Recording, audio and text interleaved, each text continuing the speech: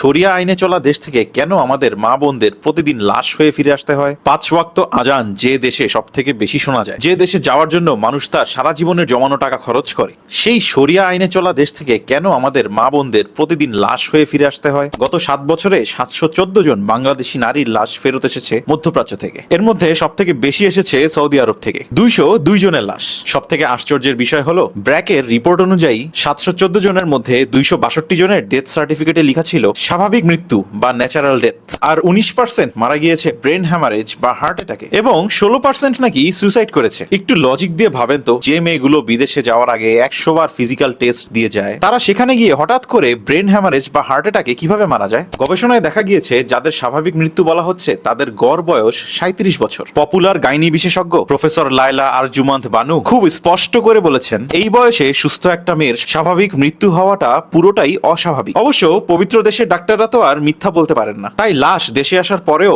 আমাদের এখানে দ্বিতীয়বার অটোপসি বা ময়নাতদন্ত করার সাহস কেউ দেখায় না। নরসিংদীর হাজরা বেগমের কথা ধরেন, 3 বাচ্চার মা, কিন্তু সৌদি যাওয়ার মাত্র 11 দিনের মাথায় বলা হলো সে নাকি সুইসাইড করেছে। 11 দিনে একটা মায়ের জীবনে কি এমন হয়ে গেল যে সে বিদেশে যেয়ে সুইসাইড করলো? ঝিনাইদহের শাকিলা খাতুন, বয়স মাত্র 20, 1.5 বছর পর তার লাশ আসলো সেই স্বাভাবিক মৃত্যুর ট্যাগ নিয়ে। খুলনার আবিরনের কথা মনে আছে, যার লাশ এসেছিল কফিনে আর ডেথ সার্টিফিকেটে সরাসরি লেখা ছিল মার্ডার বা খুন। যারা মরে গেছে তাদের গল্প তো ফাইলের নিচে চাপা পড়ে গিয়েছে, কিন্তু যারা বেঁচে আছে তারা কি আদৌ বেঁচে আছে?